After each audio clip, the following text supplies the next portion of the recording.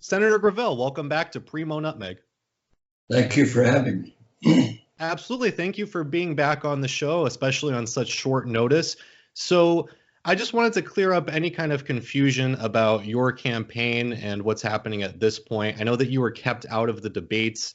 The DNC wasn't including you in polling, even though you met the donor requirement. You still, because you weren't being included in polls, thus did not poll at the requisite amount needed. So is it true that you are now dropping out of the 2020 presidential race? Well, I'm not dropping out of the race. I'm dropping out as a candidate for myself. I still want to maintain my presence in the race by endorsing Bernie Sanders and Tulsi Gabbard.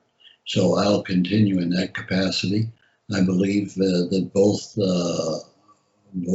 campaigns will use me as a surrogate as time goes on here. So I'm very committed to them. There's nothing unusual about supporting two candidates when there's two offices open. One is for president, the other is vice president. So when you say that you are endorsing both Bernie Sanders and Tulsi Gabbard, are you supporting one for president and one for vice president, or are you supporting either one to be president or vice president? Either one. In other words, let's see what happens in the polls, and let's see what happens in Iowa and New Hampshire, and clearly the field will narrow down, and we'll see how Tulsi and Bernie play out as the field narrows. Okay. I guess this might be a little bit unusual, so some folks may not have quite understood. So just to clarify, you recorded two different videos, one saying that you were endorsing Bernie Sanders and one saying that you were endorsing Tulsi Gabbard because you would be happy with either one being president and either one being vice president. Correct. Okay. So in coming to this decision, was there any kind of deliberation about if maybe you should be picking one over the other, or you just felt that you should kind of split it evenly and support both? Well, most of my supporters in my presidential candidate are very much pro-Bernie supporters. And at the beginning, when we first decided to let the kids run my campaign, we had agreed that at the end of the campaign, we'd be supporting Bernie. However, from the get-go, I was very impressed with Tulsi Gabbard. And I see her as a real coming powerhouse because of her charisma, her level-headedness, her courage in opposing the military-industrial complex. And so I'm supportive of her and Bernie. Bernie I supported and contributed to him the last time. We are taking the funds and contributing our funds to Bernie and to Tulsi equally. The law permits us to transfer $4,000 each, and we've done that, or we're doing it. And then in the course of the campaign, we can design ads in support of Bernie and in support of Tulsi. As long as we don't coordinate with them, we can then design these ads and then put these ads on at our expense. And so we ended the process with about $150,000 in the bank, and we have not spent it. The kids have been very parsimonious in this regard, and we've not had any great travel expenses. I have not traveled, so therefore we have this money available. Now it's a question of and I've asked the campaign managers to go ahead and think of the kind of campaign we could wage in support of Bernie, independent of Bernie, and Tulsi and independent of Tulsi. But we've transferred the maximum that we're permitted under the law, and that is $4,000 to each. I understand. So just to be clear about how this started, you're saying that when David Oakes and Henry Williams first approached you to run, that it was always sort of agreed upon that Bernie Sanders would get your endorsement, but you're saying that Tulsi Gabbard has impressed you, so you also want to endorse her. That's correct, and it was really agreed upon. That was a quid pro quo that we never assumed that I would win the presidency. So we decided at the very beginning that we would endorse Bernie, and we've done that. And like I say, I've developed, independent of my backers, these kids, the support of Tulsi Gabbard, who I think has great potential, and will eventually be, either this round or the next round, will eventually be president of the United States. She's that unusual. And of course, she comes from a religious family background. And so she had, as a child, certain views that she articulated that were not acceptable to the progressives.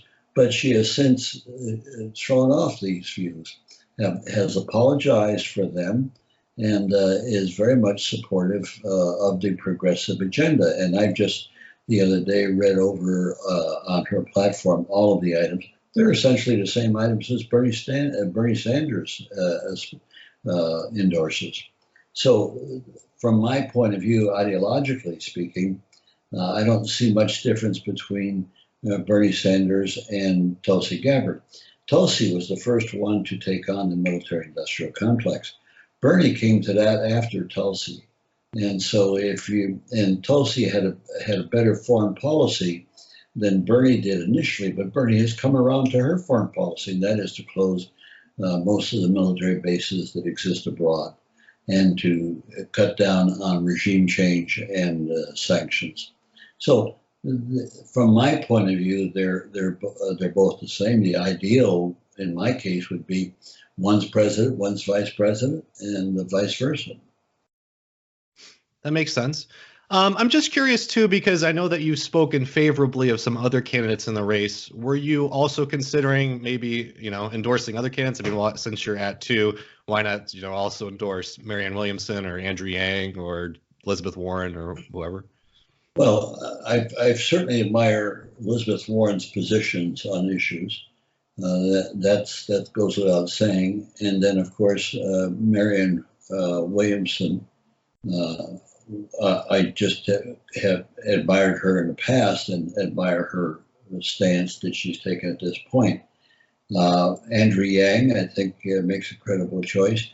I really am opposed to what's his name, Joe Biden, who I know and I think is ideological, is horrible ideology, and of course I'm not a supporter at all of Buttigieg, who I feel is a bit of an empty shirt and would literally be a puppet for the military-industrial complex were he to get elected to high office.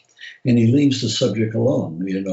If you can tell an empty shirt politically when they say a lot but don't say anything, as they say a lot and don't mean anything because they don't want to alienate people. And the military-industrial complex landed on Mayor Pete early on because he clearly would be a puppet for the military-industrial complex were he to get elected. So I just, again, wanted to get some background because, as you mentioned, the teens run your Twitter account. And so earlier today, they put out the video of you endorsing Tulsi Gabbard. Was the video that I'm sorry, they put out the video of you endorsing Bernie Sanders, and that's on your Twitter page now, but not the one of you endorsing Tulsi Gabbard.